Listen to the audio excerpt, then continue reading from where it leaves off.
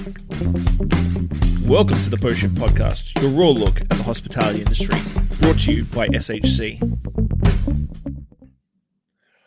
What is happening, Post Shifters? Welcome back to another episode of the Post Shift Podcast. Of course, I'm your host, Shawn Soole. As always, I'm excited to be chatting with Likeable Cocktails herself today, Kait Stewart. We're going to talk a little bit about World Class, a lot about TikTok and social media and how that has changed the bartending game over the last little bit. And we'll talk possibly about her brand new book that's coming out next year. So I'm just clicking some buttons and there we go. Well, good morning. Welcome, Caitlin. How are you? Hey, I'm great, buddy. How are you? Oh, good. Living the dream. Living that West Coast, wet coast dream. Oh my God, it's been horrible lately. Luckily enough, I spent a small fortune on my car to get all my updates done because she is 60 years old. And that invoice was a little bit painful to pay, but now I can drive her in the rain. So it's a win-win. Perfect. So you're pretty well known on the social media stage, but let's give everybody your origin story. How'd you get started in bartending? Ooh, I mean, it's kind of like one of those tale as old as time situations. I started in like bars and restaurants as like just kind of like a way to pay for university. You know, it was like go to school by day and work in restaurants by night. And my family was always in hospitality. Like my dad and my mom both worked in restaurants. They met in a restaurant and ran them for like the majority of my life. So it was kind of one of those like, hey, natural progressions. And then all of a sudden I was like, oh, you can actually like do this as a job.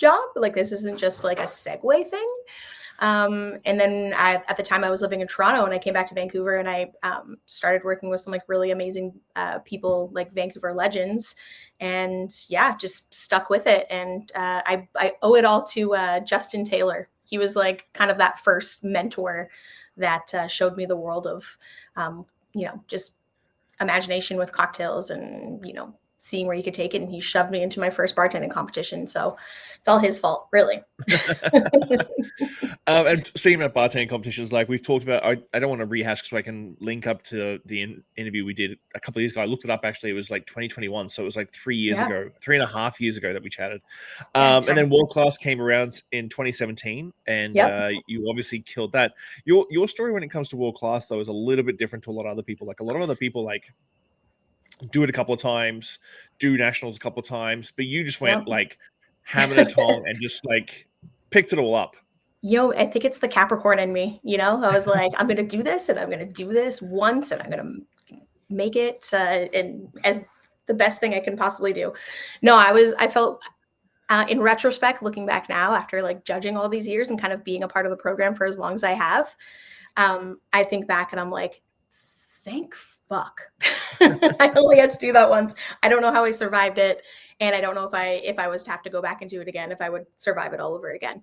So yeah, I was in the one and done club and I feel very like blessed to be a part of that club. But at the same time, it was such a fun experience. So I don't know, it would have been cool to like, tackle some of the other challenges and, meet even more people across Canada and different bartenders. I just get to do that in a different aspect now. And it's really fun. So I love it. It was great. Great experience. Yeah. Do you love the World Class program? Like I talked to Michael and John about it a lot. Like Canada has dominated World Class Globals over the last 7 years. Yeah. I mean, I don't even think it's just World Class though. Like Canadians have been doing exceptionally well in like international, like global competitions. Like Elise just had recently won for Bombay's Most Imaginative on the global scale. You've got like Dylan, I think he won for Hennessy My Way or something. Like, there's like a bunch of people that have done really exceptionally well on the global stage and they all happen to be Canadian. So like, I mean, yes, obviously we have now 4 global winners for the World Class program, which is incredible. And it's kind of led to this like, you can't really ignore us now, we're here, we're not going anywhere. And I mean, for World Class in specific, I mean, you've seen it, you've been a part of it. It's when we say it's like a big family, like it truly is like this family environment of like, we want to uplift people, we want to see people succeed, and we want to give them the tools to do that. And we've kind of found this formula of like, this is how we tackle it. this is how we read a challenge. This is how we prepare for a challenge. This is how we squeeze the most points possible out of said challenge. So yeah, I love being a part of it, because it's kind of watching this machine kind of roll on it's been pretty incredible to be a part of it since, the beginning of it. It's wild. With you traveling globally now, are people like starting to pay attention more to Canada? Like, I've traveled a lot, and obviously I've been doing this for a really long time, and it's always sort of been like Canada's not necessarily been an afterthought, but it's also always been like well, we're here and we're doing well. But do you find now going globally that people are like, what are you guys putting in the water? Like when it comes to competitions, when it comes to like Cali doing World's Best 50, all these Yep. sort of things. Yeah, I mean, you definitely have a lot of people who recognize, but I mean, it is difficult though. Like, as you know, even being in a smaller portion of BC, off the offshoot of Vancouver, like people don't understand like how big Canada actually truly Mm. is. Our population isn't wild, but like we're a very big country from coast to coast. Like Keegan was just flying from Halifax to Vancouver to do our seminars today and Victoria tomorrow. And it's going to take him better part of like 15 hours with Yeah. like having to stop and, wait for the next flight and all that. And I don't think people realize that. Whereas like, you take advantage of that when you're in Europe and you can kind of hop around from like, major city to major city. But I mean, we're still not cracking the 50 best lists. We're still not cracking these like big international recognized like lists. I mean, not that they're everything, but it would be amazing to see a Canadian bar get there. Bar Pompette was like number 70 or in the 70s, which is absolutely unreal. But like the caliber and the talent and just like the amazing hospitality that Canada has to offer, I would love to see that represented even more on that big international platform, not just through competitions, but through, all the hard work of everybody, making great cocktails at great establishments. But it doesn't hurt. It definitely helps having people, uplift it and, win comps and do all that and get great scholarship opportunities. But I really wish it was more. Yeah. I love this country so much. It's one of those things like when even people who are visiting like Vancouver, they're like, oh, we'd love to come see you. And I'm like, how would you like to come see me? And they're like, well, how long does it take? Well, if you don't fly, it's going to take you about 6 hours total to get from Vancouver to downtown Victoria on the ferry. And if you fly, it could take half an hour. But those things get like right now, I think with the big storm we've got today, they're canceling ferries and they're canceling flights. Like, yeah, I know. We're supposed to fly Harbor Air tomorrow morning, and I'm like, I'm not sure that's gonna happen, but we'll see. Yeah, I'm literally waiting for a text message from my guys today, going, "Yeah, we can't make it today." So, but really, what I wanted to chat to you about, and obviously you've made a massive impact on this, is obviously social media, and I think pre-pandemic, it definitely wasn't something that was. There's a couple of bartenders doing good things, but it wasn't as impactful as it is now. Like the explosion of like TikTok bartending, whether they're professional bartenders that are just trying to find an outlet during the pandemic, or at-home bartenders like Thirsty Whale, who have just like blown up and become these sort of standbys. What got you into like what was it something that you were just sort of testing the waters and trying, or was it something that you actually planned out? Like when the pandemic hit, was it like, I'm going to give this a go and see what happens? No, I mean, it definitely wasn't like on my vision board of, the milestones that I wanted to like reach within kind of like this bartending landscape that, I've been a part of for almost 20 years now. But it was kind of one of those things where, like all of us, we kind of had to roll with the punches. My bar restaurant, Royal Danette, we closed down and we never opened back up. We were in the financial district. Like it still is a little like, a bit of a ghost town at times down in that area. And it was really, truly, I had regulars reaching out to me being like, I miss sitting at your bar. I really want to make that one drink that you do. Can you give me the recipe so I can try to make it at home? How do you make the best old fashioned? Like what's a good trick to making a good margarita, like whatever. I would get these questions from people that used to just sit at my bar and ask me them in person. And so I used to like send them, messages back and forth. And then I was like, you know, I should probably just like, I see people do this all the time online, like just making videos. Like, why couldn't I just like make a video tutorial and figure it out? And now when I look back at those like very first videos, I was posting more so on YouTube. I'm like, oh God, like yeah, this is so cringe. I can't. And then I started seeing people posting like short form content, and it was TikTok more so than Reels, because Reels didn't exist yet. It was like, you know, IGTV or something, and it just, you know, wasn't picking up steam yet. And so I was like, okay, I'll join this platform. It was actually Will from Search and Rescue Denim. He was like, you should join TikTok. And I was like, Will, I don't dance. Like, I'm not dancing on camera. I'm not lip syncing. Like, what are you talking about? He's like, no, no, no. He's like, a lot of like tattoo artists and barbers who I make aprons from, they're like getting crazy views, and, you know, because they're just showing what they do. I'm like, okay. So I like joined, and I was like, all right, here we go. And even so, I look back at like the first few TikToks and I'm like, ugh, like, I don't know about this. And then, you know, started to find a rhythm and figure out what people were wanting to see. Had a couple of good breaks with like, you know, some videos going viral, and obviously that brings more attention and more people. And yeah, so it kind of just started from there as like a way to communicate with my regulars that I didn't get to see in person. I mean, you know, we both of us have been in this you know, profession for as long as we have because we love hospitality. And so for me, I was like, this is kind of just like a new form of hospitality, Mm. a way to welcome somebody in, a way to like offer up some advice, to like listen to people's questions and answer them. What I was doing at the bar, but now I'm just at home, you know, with my cats and my dog and making cocktails on a video versus in person. So yeah, it was just kind of this natural progression, which now here I am like 3 years later still doing it. So clearly I've found some sort of like groove that I've been sticking with. Yeah, it has evolved a lot. Like I talked to a couple of bartenders now, and I'm like, 3 years ago, you can only do 1 minute long videos. Mm-hmm. So that was my shtick the whole time, and we talked about it back in the day. Like, it was my whole shtick, and it's like one cocktail, one take, no editing.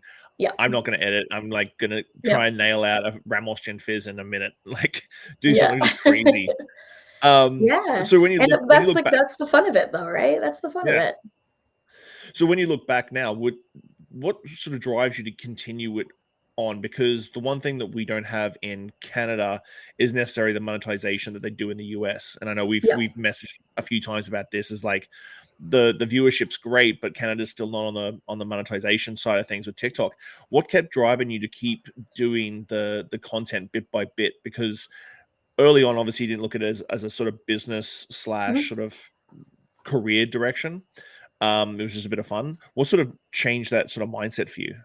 Yeah. I mean, yeah, it's weird because it's like I feel like I'm in this like weird limbo between this like online world, but I also have like an everyday like job in like this industry to a certain extent. So like there's this weird dichotomy of like, this, what I do on socials is not my full-time job, but as you know, it takes a lot of like hours out of your day and a lot of time and effort. So like when I'm putting out videos, and I love it, I continue to do it because I genuinely love it, and I genuinely love seeing people recreate the drinks and give them inspiration. And I get private messages where it's like, hey, like, you gave me the courage to go for that job, or I entered my first competition, or I tried this at home for my friends and they loved it. And like, I love, like, that's what I love about it. But yeah, I mean, like, this last like month and a half has been super busy with travel and work for like my actual job. So I haven't been able to like get in my bar here and make those videos and put them out. And I feel bad, but at the same time, I'm like, but I don't get paid for that. So I shouldn't feel bad about like not doing something that I'm not regularly getting a paycheck Mm. for to pay my rent, when I actually have to do this other job over here that is paying me, and I need to give that my full attention. So again, there's like this weird balance between it, but I keep doing it because it's opened up opportunities. Like it's led me to getting a book deal. It led me to, you know, travel and meet other people that are in the industry in a completely different capacity. So it's this hope that I could potentially one day make it my full-time job. But I do it because I genuinely love it, and I love seeing people get excited about cocktails and this industry that we love so much. So it's purely for that reason. Yeah. How do you balance it off? Like, when you were saying you're traveling a lot with for your real job, do you like schedule? Like, I'm trying to, because you do love it and it's so much fun. How do you schedule it so it's still fun, but you're like, I really got to get up today. I really got to like nail out like 3 solid videos, 4 videos because I'm away for the next week and a half. Yeah. Yeah, some weeks are better than others in terms of like my planning. I can like if I know that I'm going to be away for X amount of days in a row and I won't be able to like put together something, easy to put up online, then I'll be like, okay, I've got the weekend, I've got Saturday and Sunday. Let's just, get 7 or 8 videos in the bank, and then when I'm traveling, when I'm on an airplane, I'll start editing them there, so I give myself that opportunity to do it. But again, some weeks, some months are better than others with that. And again, it's like one of those things where I kind of have to like listen to myself and be like, am I like overdoing it right now? Like, is this super important? Do I really need to like lean into this? But at the same time, like, no, I really want to because I enjoy it and there's opportunity and people want to see it, and so I want to give the people what they want. But yeah, it's definitely a bit of a balance, and I kind of have to like check in every once in a while and talk to myself like it's okay to take a break. You don't have to be like posting 5 days a week like I was for 2 years straight. But yeah, it's okay to like have a little bit of pushback, and that's what stories are for. You just post on stories and say like I'm still here. I'm traveling around, but just don't have time right now, I'm sorry. So outside looking in, like, do you still do everything yourself? Do you still edit everything yourself and do that? Was editing something you need to teach yourself as well? Because your videos are very polished, like they're very, very polished. I don't think I have the patience Yeah. for that per se. I Um, mean, yeah, it's kind of like an ongoing process. Like I appreciate you saying that they look polished, because in my eyes, I'm like, oh, like these are so basic. These are so like, you know, uh, I, anybody could do this right now. Like there's nothing special about this, but that's just me being my own worst like critic. And again, it's like comparison is a thief of joy. And you like look at other mm. people's videos and you're like, wow, that's incredible. Like, I wonder what camera you're using. I'm like, I'm still using my iPhone, and I'm still using my like basic InShot editing tool. I have like one light that I rely heavily on because being in Vancouver, like some days it's sunny, other days it's gray as fuck, and and it's just not helping with consistency. So yeah, I know I do everything myself, and I enjoy it. But yeah, I mean, it would be great if I could, it would be a lot easier if I just banged out like a bunch of videos and shipped them off to somebody and been like, hey, can you just edit these for me? This is the style that I like. But I am a bit of a control freak that way. So I'm like, oh, but then I have to like give up some of that responsibility. What if it's not what I want? But no, I would love to be able to kind of like improve the quality and try different things. I just like there's not enough hours in the day to like take that on and like learn a new skill, like learn new camera functionings, learn how to Mm. color grade properly. I just like literally just do not have enough hours in the day to be able to do it. So one of these days I will. You One need of an them. intern. That's what you need. You need an intern. Um, Talking about that, like that's a good little segue into a lot of people I find anyway. Like, because I live by a rule that quality is subjective. That's there's things Yeah. that I put out that I'm like, personally, they're a little bit grainy or they're an old photo or something, and they'll just blow up and they'll get good traction. And I'm Yeah. just like, and then other things I put so much effort into, and I'm like, and then it just falls short. Lops. Yeah. Yeah, and I'm just like, okay, so I live by a rule of quality subjective, but I find a lot of young bartenders who want to get into like doing cocktail videos and stuff like that. They get caught up in trying to be perfect. Yeah. What's your sort of advice when, like you said, like you were like looking at, what's your sort of advice to young bartenders or young people, anyone who wants to get into social media in general, when it comes to quality is subjective? Yeah. I mean, again, like you never know what's going to take off and what's going to resonate with people. So like just post the video. You know what I mean? Like you can always change and adapt, but you got to start somewhere. So if you're giving yourself the excuse of, oh, I don't want to post yet because I want it to be like 100% perfect and just da-da-da-da-da-da-da-da. It's like, well, that's great, but at the same time, like just post the video. Like get yourself out there, get yourself used to connecting with people. I mean, as much as I want to like change the style of my videos and stuff. A lot of times though, I get messages from people if I see people out who come up to like pop-ups and stuff, and they're like, I really love how authentic you are, and I love that I feel like I can do what you do because you're really down to earth in your videos and you don't make it look like too fancy. And I'm like, Mm. that's great. So like what I'm doing is working for me and for like my target audience. So you don't want to just be a carbon copy of somebody else, because then you just fade into the background. So why not do you be authentic and let that evolve from there? You know, I think a really good example of that is Chris from Not Just a Bartender. Mm. Like when he first started posting videos on TikTok, they were just basic review videos on his phone, and he was sitting in the restaurant that he was managing at the time, and it was just like the split screen side by side of reviewing somebody making a cocktail. And then once he started to gain some, traction and people started to follow him, he started to make like videos in his kitchen, and then you can see that the production value has just like gone up and up and up Mm-hmm. with like, lighting, style, cameras, but again, he started by just with his phone doing this, and he found something that he wanted to get into. So yeah, I mean, again, so it's kind of one of those things where you're like, everybody's got to start somewhere, so start. Mm. So when it comes to trends, because you have a very specific style that you like, and that's your style of videos. Your authenticity obviously comes through a lot. I find that's also another big holdup that a lot of people have. I was just reading an article today about the authentic gap, where people see themselves, who they really are, and how they perceive themselves. And tell people that everybody's got a million perceptions about you, because every single person you cross every single day has a different perception about you. When it comes to trends on the platforms, do you watch out for trends, or do you sort of stick almost blinders on like what your sort of goal is? Yeah, I mean, it's a little bit different in the drinks world, because I mean, I'm not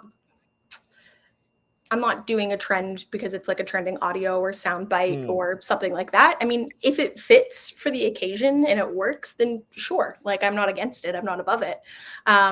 But like certain drink trends, like, yeah, I mean, we all kind of jumped on the bandwagon of like trying to make the Batanga super trendy. So it was like, let's all post a Batanga video. But like, it was really funny. We should almost do like a case study on that, because the amount of people who like maybe follow me and like one or two other people, or vice versa, and we were all posting the same video, everybody's like, this is sponsored, why aren't you saying that this isn't sponsored? Big Coca-Cola is sponsoring you guys, or this tequila brand. And we're all like, no, this is genuinely not sponsored. We all just got together on like a group chat and was like, wouldn't this be hilarious if we decided that the Batanga was the drink of 2024?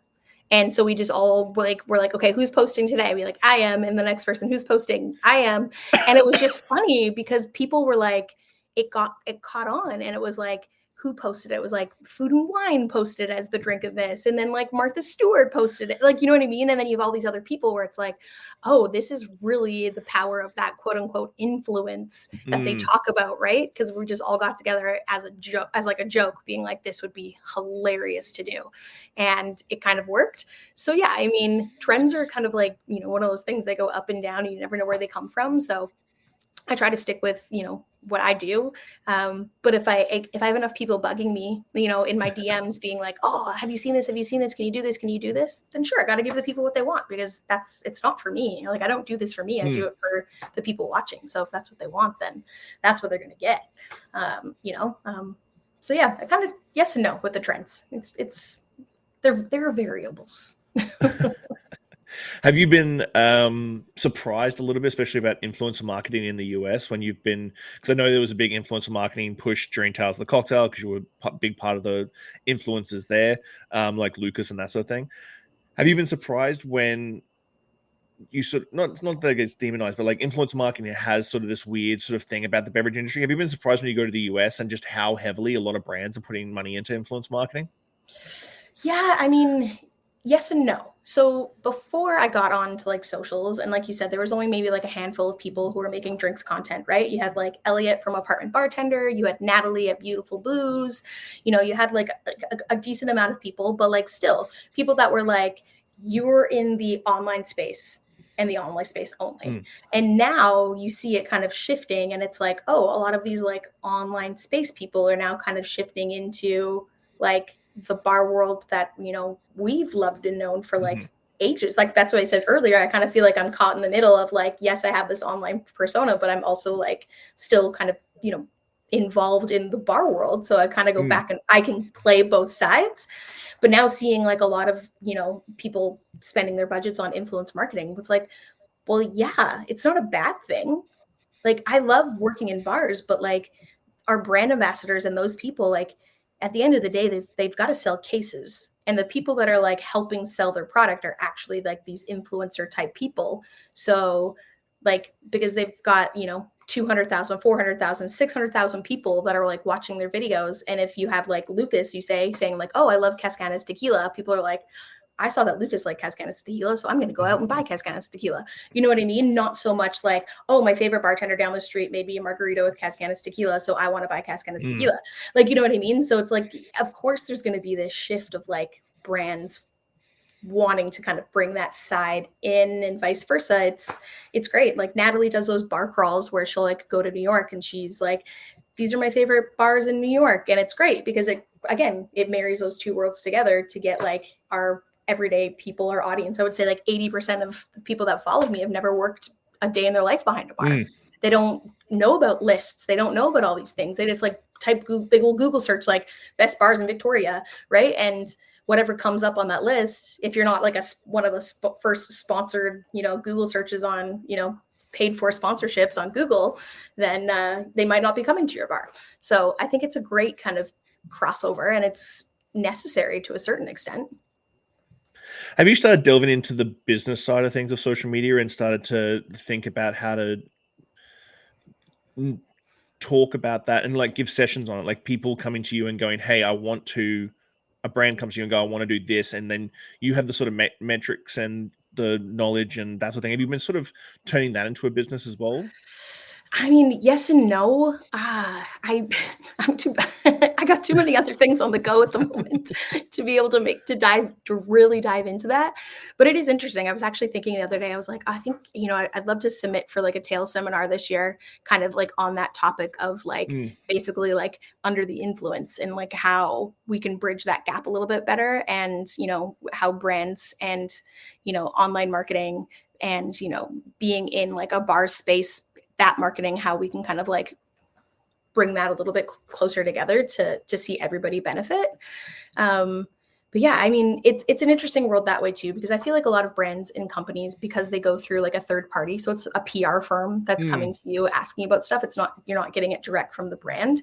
And then there's all these like parameters. It's like, you have to say the project within the first 3 seconds. You have to always show, like it's, you've been there where it's like, okay, I get it, but what would be better if I did this authentically and you trusted me, instead of my audience being like, ugh, now they're sponsored. Because for whatever reason, as soon as somebody sees the paid for sponsorship toggle, they're like, swipe pass. And I'm like, oh, which is a bummer, because it's like, that's the only way I actually make money on this app. And, I would like to, if I can make, something out of this and not everything's coming out of pocket, I would love and support. But yeah, it's an interesting subject, because I think everybody's kind of does it a little bit differently. Have you seen now, because I posted it a couple of weeks ago, maybe it's longer than that, a couple of months ago, how that the app, especially TikTok, has aged up now, and liquor brands can actually start doing sponsored products. Have you seen an influx for yourself or in your like circle? Yeah, I haven't personally. But again, like being Canadian is a little bit different. I do get some sponsorships, obviously, and paid for stuff like through American brands and American companies. But a lot of times too, I'll get like reached out to, and because I can't get their product in my country, and how it is, getting alcohol shipped across the border is a nightmare in itself. And you end up having to pay like so much duty on it that it doesn't really make it worth it.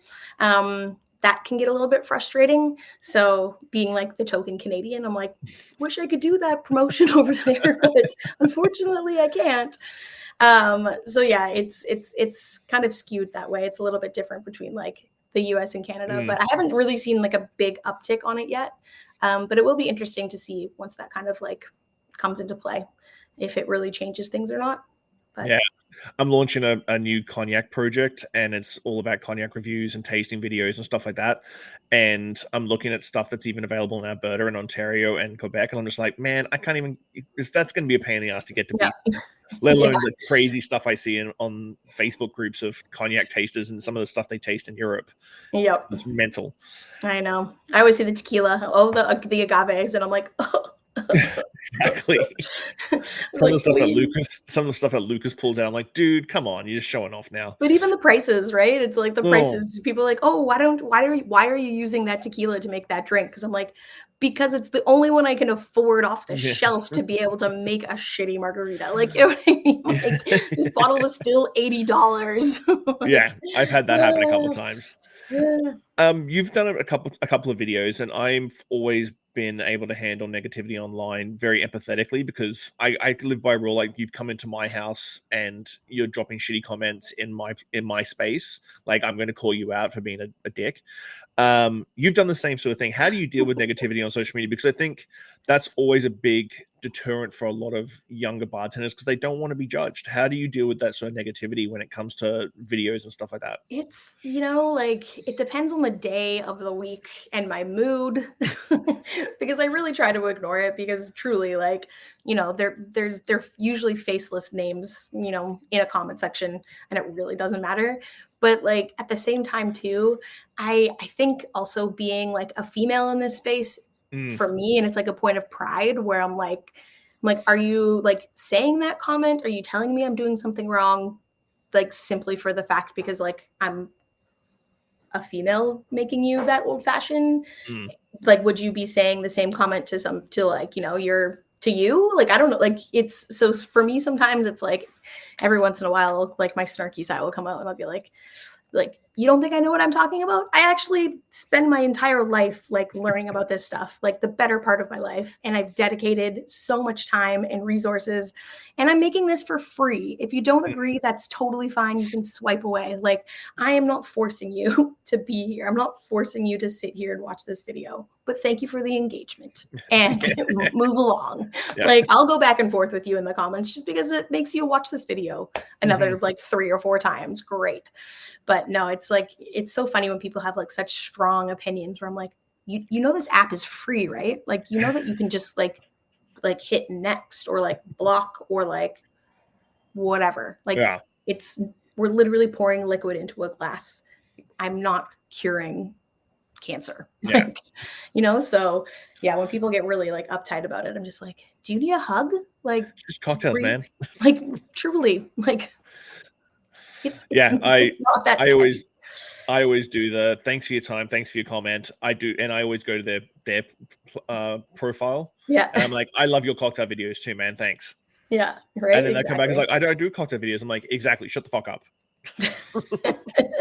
I might have to steal that one. So, as you mentioned, you've got a book deal coming. Mm. Um, Obviously, every bartender wants to write a book. Every bartender, I think, that's been in the game long enough, they eventually want to write a book. How did that sort of come about, and were you surprised when it did? Did you go out scouting, or did it come to you? So I have, I've been wanting to write a book for a long time. Like you said, like, every bartender out there has these aspirations of like, oh, that'd be really cool one day. I've got, shelves of books from like people that I consider friends, which is like really cool. But yeah, I was like, oh, I have this. I already had an idea. And I actually had a couple years, prior to the pandemic, had reached out to a couple of people that I know who are authors who I've done recipes for in their books. And I just kind of Mm, asked like, hey, like, how did you go about doing this? Like, would you, if you had to do it all over again, would you self-publish versus like go with a publishing house, like yada yada yada. Anyways, got some advice and kind of got deterred a little bit because I was like, okay, I'm not quite ready yet to like do that all on my own. And then yeah, no, building out likable cocktails and creating this platform and stuff, I actually was approached by a book agent who was like, hey, like, I'm a book agent, have you ever considered writing a book? I think like what you have to offer would translate really well in a book. And I kind of messaged back and I was like, hey, to say like, yeah, have had an idea and I've been wanting to do it. And I've, it's been on my mind. So like, let's take that meeting. And so, I took a meeting with this book agent and she kind of was like, what's your like, what do you want to write about? And I was told her my idea, and she's like, I love that idea, great, and helped me put together my proposal, helped put me to get put together like, like a package basically, so that she then shopped around and sent out to a bunch of the publishing houses. And it was kind of like one of those things where I'm like, another reason why this platform and why I wanted to continue it is because, sure, I probably could have done that like if I was not on socials, but now I have this massive target audience that I can like sell it to in a way, that have been on this journey with me, who have always said like, you need to write a book, you need to write a book, do you have a book? Like, I'd buy your book if you had one, like instantly.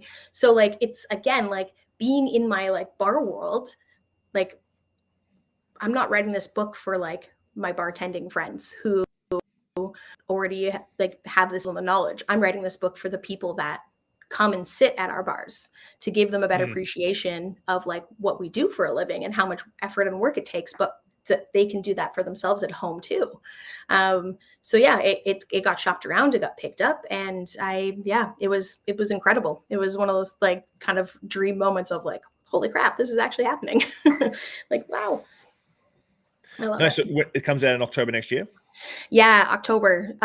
So it's being like kind of like double published. It's a 10-speed press in the States and Penguin Random House in Canada. And we're like right in the thick of like the actual design of it right now. So like the fonts and colors and, page layouts. But yeah, it's quite the process. Like I started this process like over a year ago. And so by the time it comes out, it'll be like a 2.5-year process from, shopping around this idea to getting it picked up to getting it published. It's a labor of love, as I would say. Is it going to be sort of based around all your sort of cocktail styles and what you sort of do on the show? Yeah, kind of. Like, I mean, I've always had this idea of making like a really inclusive book for kind of like all types of drinkers, like even the non-drinker. So it's kind of loosely based around every page starts with a classic cocktail. And then from a classic cocktail is my variation of the classic cocktail. And then from that classic cocktail is also a completely non-alcoholic version of the classic cocktail. So if you're like craving a Negroni, you can flip to the Negroni page and be like, ooh, am I feeling classic today? Or do I want to go with something a little bit different? Then maybe you went with my version. Or if you're like, oh, I'm not drinking this month, I'm taking the month off, but I do want something still that tastes like a Navy grog. Okay, let's flip to the Navy grog page and I'll make the non-alcoholic version of it. So kind of having this, like, there's a recipe for everybody and every recipe is equal and, takes effort and time. And there you have it. It's all together. It's not just, here's just your non-alcoholic book and here's just your classic book. Here's your everything. That's very cool. That's one thing that I try and whenever young bartenders, and tends to be younger bartenders, sort of get not on their high horse, they get a little bit caught up in cocktail world. And I try and explain to them just how much of a niche we live in. Like we live in a very, very small niche. And I say, go to the liquor store and just hang out at the liquor store for a little bit and watch what people buy. Yeah. And it's a very humbling experience to go and see what the general consumer is, because it's nice to think that we're making a massive impact at our bars, like making cocktails, and we're busy and we're making money, all these sort of things. But really, in the grand scheme of things, it's still only a very, very small slither of the general population. But then when you've taken over with the social media side of things, you get exposed to the other 80% or 85% of people who have never been to a cocktail bar, find them really intimidating.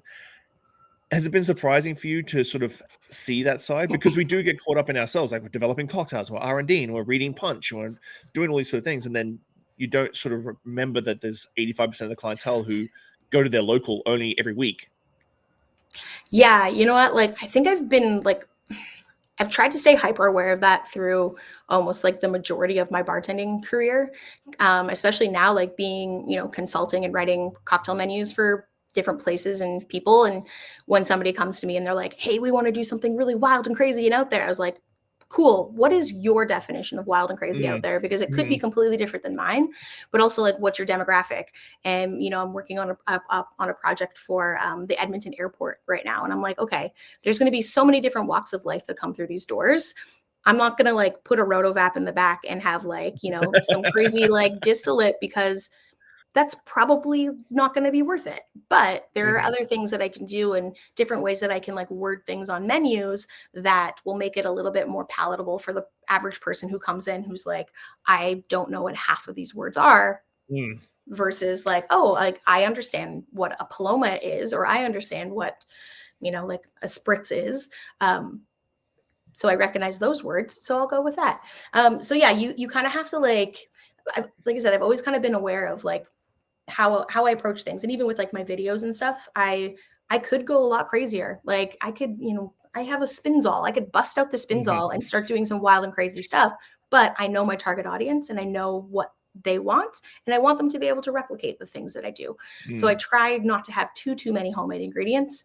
But then again, like you can do something really weird and wild and crazy and think that like when I started posting about milk liqueur, I was like, there's no way in hell anybody's going to make this. And now it's like one of the most popular posts that I put out there, and people are making milk liqueur at home. And I'm like, this is but amazing. And I love it.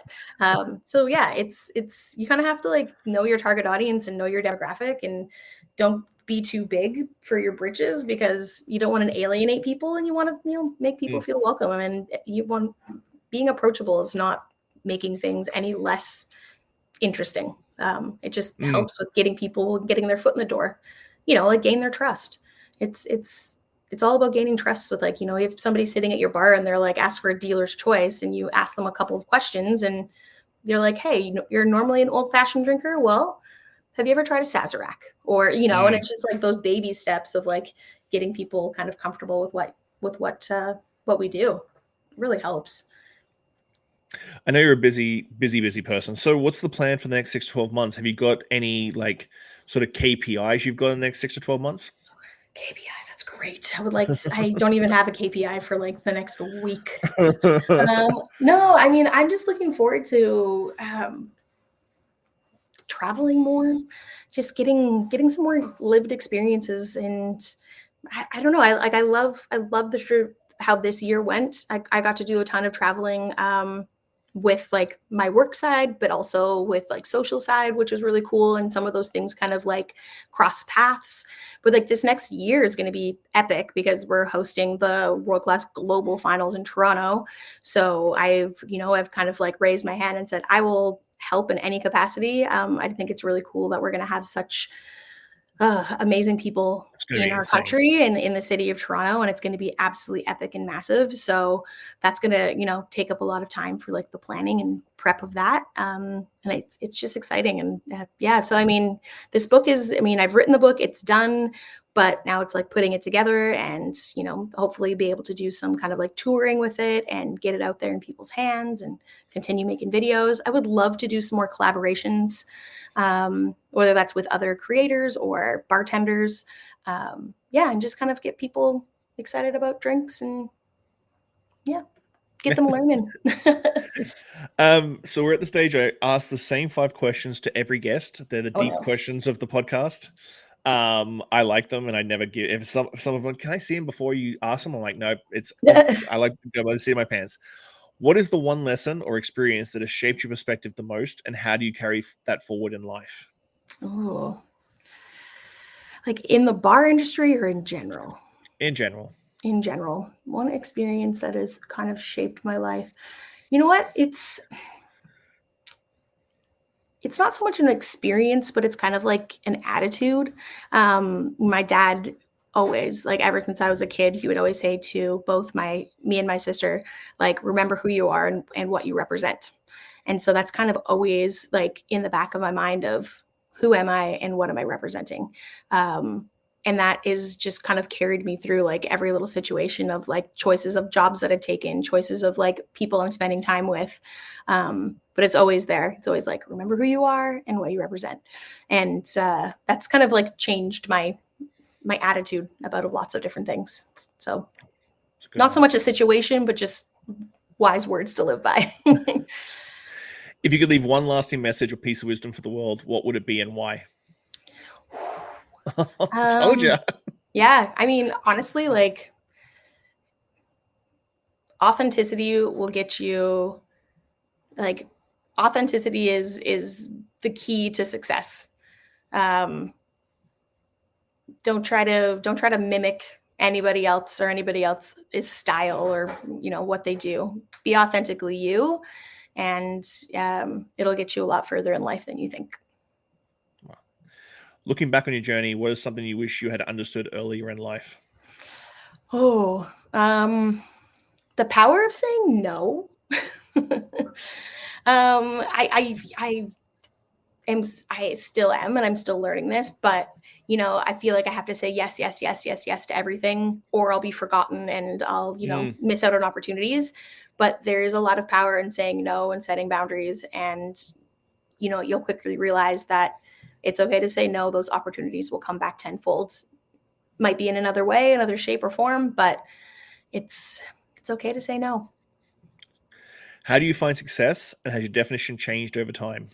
Ooh, success is like it's so many things. I don't think there's one definition of success.